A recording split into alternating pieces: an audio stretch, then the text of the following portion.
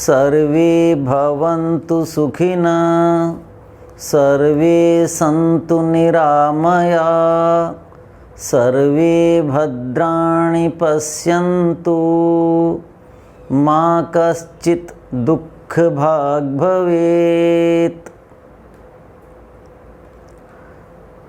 आयुर्वेद प्रेमी सभ्य सामाजिक गण, आज का व्याख्यान शरद ऋतु चर्या पर करने जा रहे हैं हम। मान्य बंधुओं बहनों, वर्ष में 6 ऋतुएं होती हैं, उन सब के नाम आप जानते हैं। फिर भी मैं बता दूं, शरद ऋतु जब हम कहते हैं तो सामान्यतया जिनका ज्ञान कम है वो शरद का मतलब सर्दी मान लेते हैं। शरद ऋतु सर्दी नहीं है। जिसे आप सर्दी कहते हैं वो इसके बाद आने वाली ऋतु हेमंत ऋतु है। उसके बाद सर्दी लगभग चरम पर होती है तो शिशिर ऋतु आरंभ होती है और उसके समाप्त होते होते सर्दी समाप्त हो जाती है। तो हेमंत और शिशिर ये 2 ऋतुएं सर्दी की हैं। ये शरद ऋतु जो है ये चातुर्मास में आती है। 4 महीने, 2 वर्षा के और 2 शरद ऋतु के। तो वर्षा ऋतु समाप्त हो गई और अब 2 महीने शरद ऋतु के हैं। सामान्यतया इसको अंग्रेजी भाषा में समझें। अंग्रेजी भाषा से मेरा आशय अंग्रेजी की जो गणना जनवरी फरवरी आदि 10 सितंबर से 10 नवंबर ये आप इसको मानकर चलें, क्योंकि ऋतुएं जो हैं वो सूर्य के अनुसार बनती हैं और ईस्वी संवत जो है ये सौर गणना के अनुसार है। और जो हम चंद्र वर्ष के अनुसार गणना करते हैं उसमें आश्विन और कार्तिक ये 2 मास मान लीजिए, लेकिन उनमें हर वर्ष 10-11 दिन का अंतर हो जाता है। और इस वर्ष अभी कल से मल मास आश्विन का 1 महीना अतिरिक्त जुड़ जाएगा तो कार्तिक विलंब से आएगा। तो सूर्य के अनुसार यदि हम ऋतु मानते हैं, होती ही है इसलिए मानते हैं, तो कार्तिक देर तक चलेगा इस बार। तो शरद ऋतु इनके अनुसार आगे पीछे हो जाती है, इसलिए मैंने ये बताया। वैसे हमारे जो देसी महीने हैं वो कहते हैं, या भारतीय ज्योतिष के महीने हैं, उसमें भी सूर्य सौर गणना के अनुसार आश्विन और कार्तिक आते हैं, जिन्हें हम संक्रांति कहते हैं। लेकिन लोक में उनका व्यवहार कम होता है। तो आप शरद ऋतु का आशय सामान्यतया समझें कि अंग्रेजी तिथियों के अनुसार 10 सितंबर से 10 नवंबर तक की चर्या मैं बता रहा हूँ। अब ये जो चर्या है शरद ऋतु की, ये शरद ऋतु का आरंभ उषा काल 20 अगस्त से ही हो जाता है। ये मान लीजिए आप, जो उत्तर भारत के कुछ क्षेत्र हैं, जैसे हम करनाल में हमसे ऊपर के हैं, वहाँ कुछ दिन बाद, और जो दक्षिण में हैं, यहाँ से दक्षिण पश्चिम में हैं, जहाँ जल्दी मानसून वापस लौट जाता है, वहाँ ये और जल्दी आरंभ हो जाती है ऋतु, ये मान लीजिए। तो आपने हर वर्ष उसी तिथि को, ऐसा भी नहीं कभी वर्षा देर तक चलती है, कभी जल्दी चली जाती है, कभी शीत जल्दी आ जाती है 10-12 दिन 5 दिन सप्ताह, कभी देर तक जाती है। तो इस हिसाब से 10 नवंबर का 15 नवंबर भी हो सकता है और 20 नवंबर भी हो सकता है, और 10 सितंबर का 25 अगस्त भी मान सकते हैं। तो इसके अनुसार आप इस ऋतु को मानें। ये हमारे अधीन नहीं है, ऋतु तो सृष्टि के अनुसार हैं। ऋतुएं जो हैं वो सूर्य की व्यवस्था के अनुसार चलती हैं, उसी के अनुसार बादल बनते हैं, उसी के अनुसार हवाएं चलती हैं। तो इसमें जो शरद ऋतु है, सभी ऋतुओं में सबसे हानिकारक ऋतु मानी गई है हमारे लिए, मनुष्यों के लिए, अन्य प्राणियों के लिए भी। क्यों? वर्षा ऋतु में जल दूषित हो जाता है, जल जो है अम्ल विपाकी हो जाता है, और उसके कारण हमारे जो जठराग्नि है, पेट की अग्नि है, वो मंद हो जाती है, और उसके कारण कई प्रकार के रोग हो जाते हैं, शरीर में क्षीणताएं आ जाती हैं, विभिन्न प्रकार के जीवाणु पैदा हो जाते हैं, उससे शरीर में वो काटते हैं, सूक्ष्म रूप से हानि पहुंचाते हैं, तो शरीर क्षीण हो जाता है। उसके बाद ये ऋतु आरंभ होती है, और ये क्या है? ऋतु संधि है। ये क्या है? ऋतु संधि है। ऋतु संधि जितनी 6 ऋतुएं हैं, 2 ऋतु जब मिलती हैं वो ऋतु संधि कहलाती है। लेकिन 2 ऋतुओं को बहुत खतरनाक बताया है, एक तो शरद ऋतु, एक वसंत ऋतु। दोनों जब आरंभ होती हैं उस समय सूर्य जो है वो कहाँ होता है? भूमध्य रेखा पर होता है। तो शरद ऋतु, क्योंकि वर्षा ऋतु गई है, इससे पहले प्रकृति में कीट पतंग, मक्खी मच्छर, जल का दूषण, सब प्रकार के दूषण होते हैं। उसके दुष्प्रभाव के कारण इस ऋतु में बहुत हानियां होती हैं, मनुष्य बहुत बीमार होते हैं। ये जो ऋतु है ये पित्त के दोष के कारण हमारे लिए हानि लेकर आती है। वसंत ऋतु में कफ का दोष होता है, तो पित्त का जो दोष है वो हमारे अंदर रोगों का कारण है। अब पित्त इस ऋतु में कुपित होता है। क्या होता है? कुपित होता है। वैसे तो बताया कि हमारे जो कर्मकांड के ग्रंथ हैं उनमें लिखा है ऋतु संधिषु व्याधयो जायन्ते, ऋतु संधियों में व्याधियां, रोग पैदा होते हैं। तस्माद भैषज्य यज्ञा, इसलिए भैषज्य यज्ञ, भैषज्य भिषक जो चिकित्सक हैं उनको कहते हैं, उनके द्वारा बताई गई सामग्री आदि से, साकल्य पदार्थों से यज्ञ किया जो जाता है वो भैषज यज्ञ कहलाता है। एक सामान्य यज्ञ जो हम करते हैं वो अलग है। तो ऋतु संधियों में जो रोग होते हैं उनको दूर करने के लिए उनका विधान है। इसका मतलब कि ऋतु संधियों में रोग होते हैं। क्यों? शरीर पहली ऋतु का अभ्यासी हो चुका, नई ऋतु का अभ्यासी नहीं है, तो उसको बदलाव करना पड़ता है। जो नहीं करते, ध्यान नहीं देते, वो तुरंत बीमार हो जाते हैं। या जिनके अंदर शरीर में सहन करने की सामर्थ्य नहीं है, विजातीय जीवाणुओं से शरीर में विजातीय पदार्थ चले गए, उनसे लड़ने की सामर्थ्य नहीं है, वो जल्दी रोगी हो जाते हैं। उनके लिए फिर ये भैषज्य यज्ञ किए जाते हैं ताकि वो अनुकूलता बन जाए। तो ऋतु संधि में ये दोष होते हैं।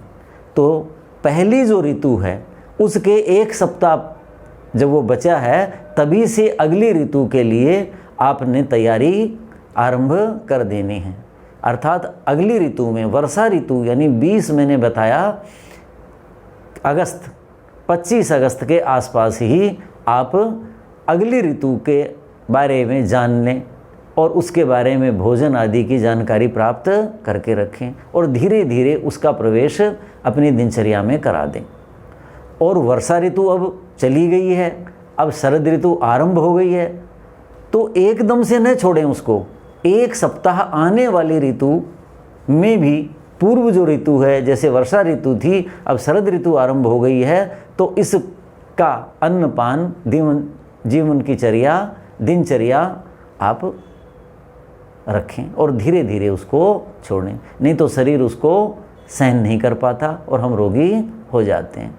लेकिन ये जो ऋतु है हमारी, ये पित्त के कारण बहुत ज़्यादा हानि पहुंचाती है।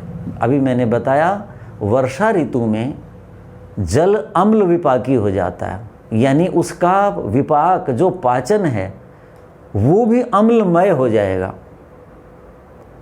और उससे उस ऋतु में पित्त का संचय होता है, शरीर में पित्त इकट्ठा होता है और वो ज़्यादा हो जाता है।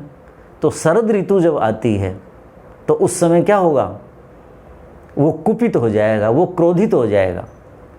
क्रोधित का मतलब क्या हुआ? हमारे अनुकूल नहीं है। जो हम पर क्रोध कर रहा है, कौन कर रहा है? जो हमारे अनुकूल नहीं है, जो हमसे प्रतिकूल है। तो कहने का ये आशय है, पित्त उस समय धातु नहीं रहती, दोष बन जाता है। वात, पित्त, कफ ये धातुएं हैं, शरीर को धारण करती हैं। लेकिन जब ये विषम हो जाती हैं तो हम इनको कुपित हो गई ऐसा कहते हैं। अर्थात अब ये शरीर के अनुकूल नहीं है, कम या ज़्यादा हो गई। तो इस ऋतु में पित्त ज़्यादा हो जाता है। क्यों हो जाता है? उसके लिए हमारे यहाँ लिखा है, जो चरक संहिता है, जिसका संकलन महर्षि अग्निवेश ने किया। चरक जो हैं उन्होंने उसको और संस्कार दिए, उसमें अपने ज्ञान से और उसमें वृद्धि की और उसको परिष्कार दिया। तो वहाँ वो लिखते हैं, वर्षा शीतुचित अंगानाम सहसैव अर्क रश्मि भी तप्तानाम आचितम पित्तम प्रायः सर्दी प्रकुप्यति। ये लिखा है। जो मैं पित्त की बात कर रहा था, वो कहते हैं कि अंगानाम, हमारे शरीर के जो अंग हैं उनमें शरद ऋतु में पित्तम प्रायः प्रकुप्यति, लगभग कुपित होता है। कोई ऐसा एक आधा व्यक्ति होगा जिसके शरीर में पित्त कुपित न होता हो। तो क्यों होता है वो कुपित? वर्षा शीत उचित अंगानाम। अंग कैसे हो जाते हैं? वर्षा ऋतु में भीग जाते हैं, गीले हो जाते हैं, वायु में नमी ही नमी रहती है और शीतलता रहती है। तो हमारे शरीर के अंग अर्थात हमारा शरीर उनका अभ्यासी हो चुका होता है। और आप देखेंगे कि आप उस ऋतु में त्वचा कैसी हो जाती है, जरा सा उसके ऊपर कुछ मक्खी बैठ गई, मच्छर बैठ गया, तुरंत खुजली हो जाएगी, काटने लग जाएगी। यानी इतने संवेदनशील अंग हो जाते हैं। अंग क्या हो जाते हैं? त्वचा हो जाती है।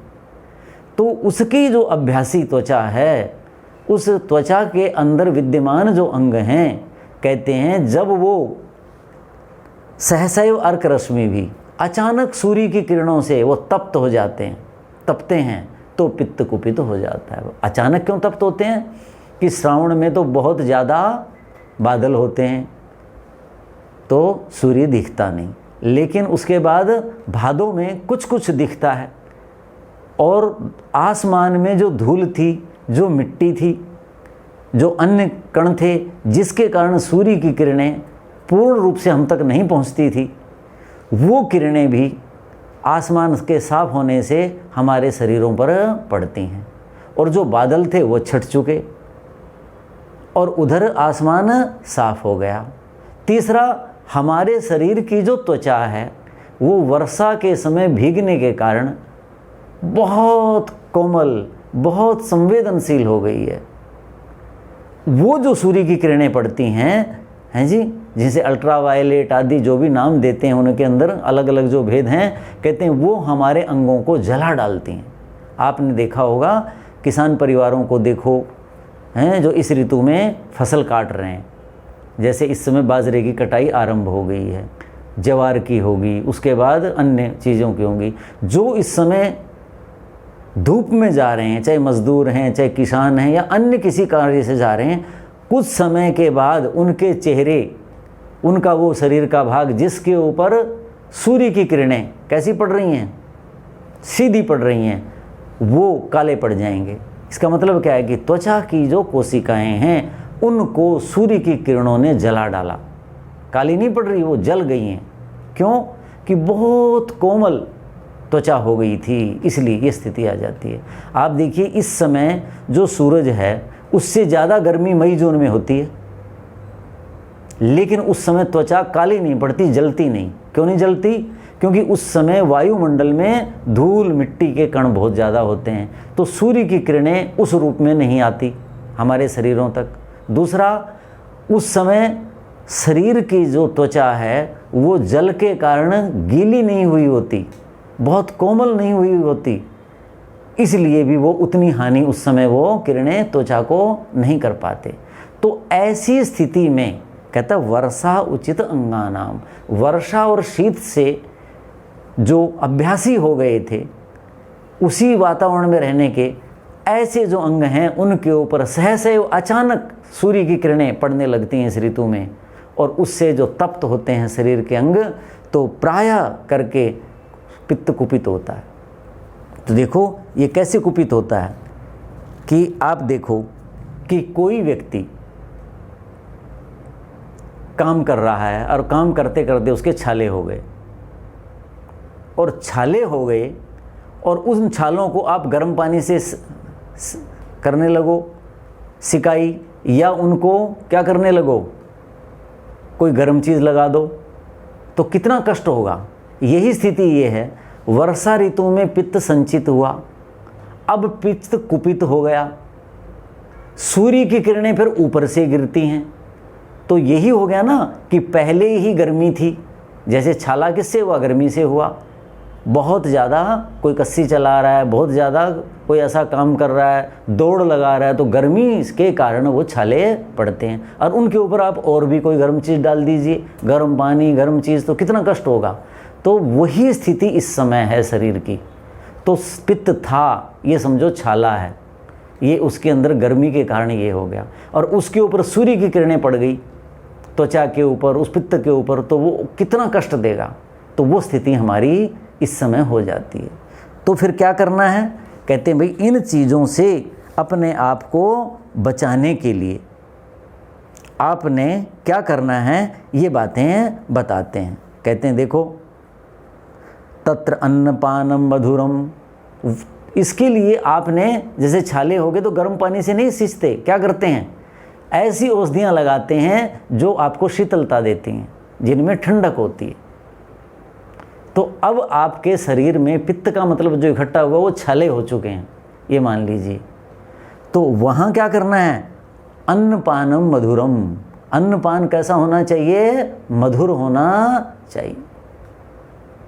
मधुर क्यों होना चाहिए, मधुर रस पित्त का शमन करता है, पित्त को शांत करता है। तो आपका भोजन प्रायः करके ऐसा होना चाहिए जिसमें मधुर रस हो। मधुर का मतलब मीठा हो ऐसा नहीं है, जो बाहर का मीठा चीनी आदि रही, चीनी तो पित्त को बढ़ाती है, अच्छी चीज़ नहीं है। तो खांड लें, गुड़ और शक्कर भी नहीं लें, उनके अंदर गर्मी बहुत ज़्यादा होती है, वो पित्त को बढ़ाएंगे। या मिश्री लें, या बूरा लें, वो बूरा लें जो खांड से बनती है। आजकल जो है खांड से बनाने में समय लगता है, तो जो बनाने वाले हैं वो सीधी चीनी की बना देते हैं। तो फिर कहोगे कि जी आपने तो कहा था और हमारे तो लाभ नहीं हुआ। तो मधुरम का मतलब ये है, जैसे सेब आएगा अभी, सेब और केले आपने 20 सितंबर से पहले नहीं खाने। मैं भी देख रहा हूँ लोग अगस्त से खा रहे हैं, उनके अंदर मधुर रस पैदा ही नहीं हुआ है, कच्चे आ रहे हैं और वो खा रहे हैं। तो आपने वो फल लेना है, वो खाद्य पदार्थ लेने हैं जिसमें मधुरता हो। जैसे आपको गर्मी लगती है, तो मैं आज ही लोगों को बता रहा था कुछ को कि जी मुंह सूखा रहता है, तलवे जल रहे हैं, तो आप क्या करेंगे उसको,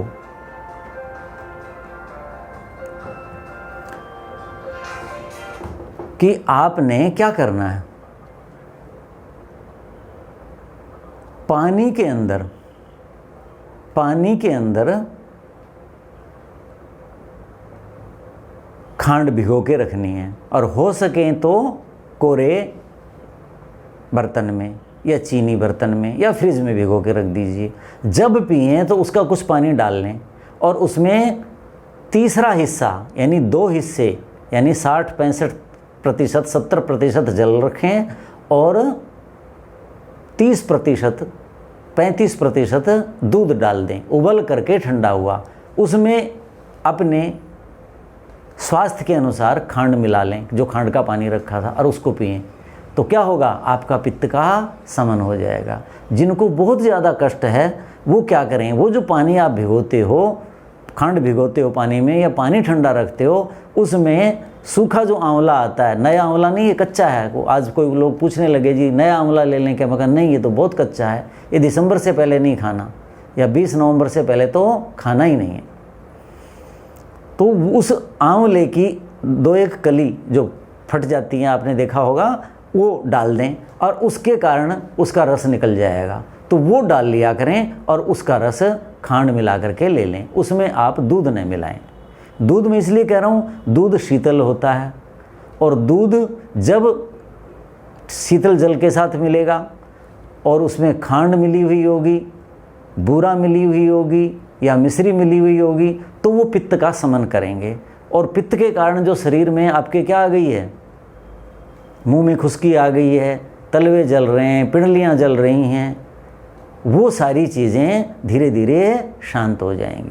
और ये जल आप बार बार पिएं, ज़्यादा से ज़्यादा पिएं, ताकि आपको लघु शंका खूब आए। लघु शंका का ये नियम है कि उसमें पीलापन मत आने दीजिए। पीलापन आ गया तो समझो गर्मी है, पित्त है। तो जितना जल पिएंगे, जितना आप जल पिएंगे, वैसा बार बार कच्चा जल पिएंगे तो हजम नहीं होगा। ये पिएंगे तो हजम होगा। क्यों होगा?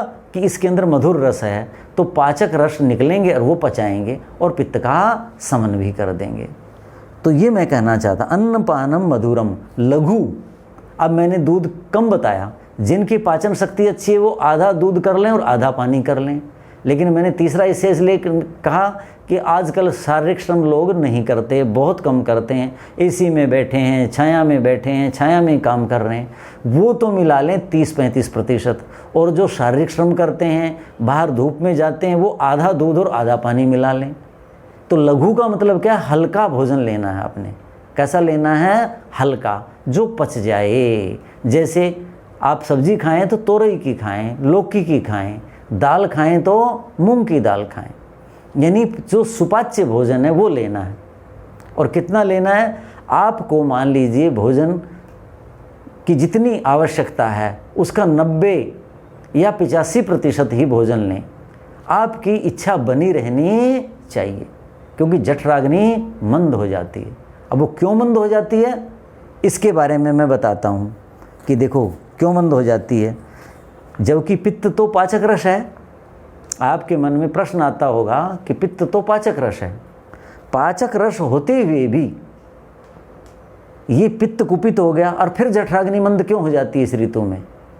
तो उसके लिए हमारे आचार्यों ने लिखा है कि देखो, जैसे कहता है विदाही अन्नपान, दाह कारक जैसे मसाला है और तरह तरह की चीज़ें हैं, उनके अन्नपान करने से, मिर्च मसाले, गर्म चीज़ें, इनके खाने से कहते हैं पित्त उल्वण हो जाता है। उल्वण का मतलब क्या होता है? उबलने लगता है, बहुत ज़्यादा कुपित हो जाता है। वो आप्लावयत, वो फैलता है शरीर में। और जो पाचक रस हैं, जो जठराग्नि हैं, कहते हैं उनको हंती नष्ट कर देता है। कैसे? कहते हैं उष्णम जलम एव। कहते हैं कि देखिए अग्नि है वो गर्म है, और पानी, गर्म पानी में भी अग्नि है। तो जैसे गर्म पानी जलती हुई अग्नि को बुझा देता है, ऐसे ही पित्त हमारे पेट की अग्नि को बुझा देता है, ये कहने। तो इसलिए पित्त बढ़ाने वाली चीज़ें न खाएं, और जो पित्त है बढ़ जाएगा तो क्या होगा? आपकी जो जठराग्नि है, कहते हैं उसी को वो कर देगा। क्या कर देगा? मंद कर देगा। तो ये कहा। तो कहते हैं कि अन्नपानम मधुरम, अन्नपान कैसा होना चाहिए? मधुर होना चाहिए। और कैसा होना चाहिए? लघु, हल्का होना चाहिए। क्यों? जठराग्नि मंद हो गई है। क्यों? पित्त के कुपित होने के कारण। अब क्या कहते हैं? लघु के बाद शीत, शीतल होना चाहिए। आपका अन्नपान कैसा होना चाहिए? शीतल होना चाहिए। अब देखो, पित्त तो गर्म होता है, छाती जलती है, खट्टी डकारें आती हैं, कई बार मुख में, नाक में छिद्र है, उसमें से पित्त चला जाता है नासिका में, सब कुछ जलाने लग जाता है, इतनी बुरी हालत हो जाती है। उसी के कारण तलवे जलते हैं, आपके हथेलियाँ जलती हैं, पिंडलियाँ जलती हैं, सिर दर्द होने लगता है, तो वो गर्म होता है। तो आपका अन्नपान कैसा हो? मधुर होना चाहिए, लघु, सुपाच्य, हल्का होना चाहिए, और शीतम, शीतलता देने वाला होना चाहिए। जैसे अभी मैंने बताया कि आपने दूध लेना है, ठंडा पानी लेना है, और वो चीज़ें लेनी हैं जो शीतलता प्रदान करती हैं, जिनके अंदर गर्मी नहीं। जैसे घी है, वो क्या है? शीतल है, लेकिन हर एक को वो पचता नहीं है। तो जिनका पाचन ठीक है, जो शारीरिक श्रम करते हैं, वो घी का सेवन करें, उसमें खांड डाल करके भी सेवन करें यदि वो पचा सकते हैं तो शीतल होना चाहिए। सतिक्तकम, तिक्त किसे कहते हैं? नीम करेला, जिसे आप हिंदी में कड़वा कहते हैं, वो पदार्थ आप खाएं। तो मधुर, कषाय और तिक्त, ये 3 रस हैं जो पित्त का शमन करते हैं। इन चीज़ों का आपने सेवन करना है। उससे फिर क्या होगा? पित्त जो कुपित हो रखा है वो शांत हो जाएगा। आप ज़्यादा देखते हो ना, किसी को बहुत गुस्सा आ गया, बहुत एकदम क्रोध आ गया, आवेग आ गया, कहेंगे अजी पानी पी लो थोड़ा सा, अरे भाई इनको पानी पिलाओ। तो पानी पीना मतलब क्या हुआ कि वो जो गर्मी पैदा हुई थी पित्त की, वो शांत हो जाएगी। यदि उसमें दूध डालते हैं, उसमें आंवला डाल देते हैं, उसमें मीठा डाल देते हैं, तो वो और जल्दी शांत होगा। आगे क्या लिखा है? पित्त प्रशमनम सेव्यम मात्रया, ये उचित मात्रा में सेवन करना है भोजन। जो भी चीज़ बताई, घी बताया, मीठा बताया, दूध बताया, जो भी चीज़ आपने लेनी है ये कहा उचित मात्रा में उसका आपने सेवन करना है। कब करना है? सुप्रकांक्षितई। कब करना है? आचार्य कहते हैं बहुत ज़्यादा आकांक्षा पैदा हो जाए आपके अंदर, चाह पैदा हो जाए, किस चीज़ की? भोजन की इच्छा। जैसे मैं देखता हूँ पक्षी हैं, घोंसले में उनके बच्चे, उनके माता पिता जब उनके लिए भोजन लाते हैं तो वो अपनी चोंच ऐसे खोलते हैं। तो आपके जो स्रोत हैं वो मांगने लग जाएं, वो खुल जाएं। विवृतेषु स्रोतसाम मुखेषु, आचार्य चरक लिखते हैं चरक संहिता में, स्रोतों के मुख जब खुल जाएं तब भोजन करना है। तो वो कहता सुप्रकांक्षितई, अच्छी प्रकार से जब आपके स्रोत खुल जाएं, वो मांगें बार बार, वो कहें कि अब भोजन चाहिए, तो भी उनको पूरा नहीं भरना स्रोतों को, तो भी मैंने कहा 85 और 90% से ज़्यादा भोजन नहीं करना इस ऋतु में, नहीं तो आप बहुत जल्दी बीमार हो जाएंगे। क्यों? आगे लिखा है कि देखो, इसी से संबंधित एक बात कह करके समाप्त करता हूँ। क्या लिखा है? स्वल्प भुक यह सजीवती, ये लिखा एक आचार्य ने कि इस ऋतु में वही जीवित रहेगा स्वल्प भुक, जो थोड़ा खाता है। यह स्वल्प भुक सजीवती, जो थोड़ा खाएगा वही जिएगा। यही बात अग्निवेश और चरक ने कही है कि सुप्रकांक्षितई, जो खूब भूख लगे उसी समय खाना है। कैसा खाना है? लघु, वो भी हल्का भोजन खाना है। कई बार क्या सोचते हैं, अजी ये तो घास फूस है, अजी ये तो फल ही तो हैं, अजी ये तो जरा सा ये ले लो ना। उनका कहना मत मानो, वो आपका हित नहीं कर रहे, उनको ज्ञान ही नहीं है, वो आपके प्रति स्नेह करते हुए भी आपके साथ अन्याय कर रहे हैं। तो लघु भोजन करना है, लेकिन ये मान के नहीं करना कि ये तो थोड़ा सा है, इससे क्या फ़र्क पड़ता है ना। सुप्रकांक्षितई, खूब ज़्यादा खाने की इच्छा जब आपकी हो जाए तब खाना है, और थोड़ी मात्रा में आपने खाना है। तो आदरणीय महानुभावों, अंतिम में ये बात कह रहा हूँ, वैद्यानाम शारदी माता। वैद्य क्या है? चिकित्सक है। उनकी ये माता है कौन? शरद ऋतु। माता का मतलब क्या है? माता भरण पोषण करती है अपने संतान का। तो इस ऋतु में इतने ज़्यादा रोग होते हैं, इतने ज़्यादा रोग होते हैं कि जो चिकित्सा जगत से जुड़े हुए वैद्य हैं, उनके सहायक हैं, औषध विक्रेता हैं, सब का ये भरण पोषण करती है। तो इस ऋतु से डर के रहना है। और डर के रहने का मतलब क्या है? इसमें जो आहार विहार आचार्यों ने बताए हैं उसके अनुसार ही आपने व्यवहार करना है। तो ये शरद ऋतु, इसके ऊपर आने वाले समय में भी आपको अगले पाठ के माध्यम से पूरी आपको जानकारी देंगे कि आपको क्या खाना है, क्या पीना है, किसका क्या प्रभाव पड़ता है, ये अगले व्याख्यान में आपको बताएंगे। ओम शांति शांति।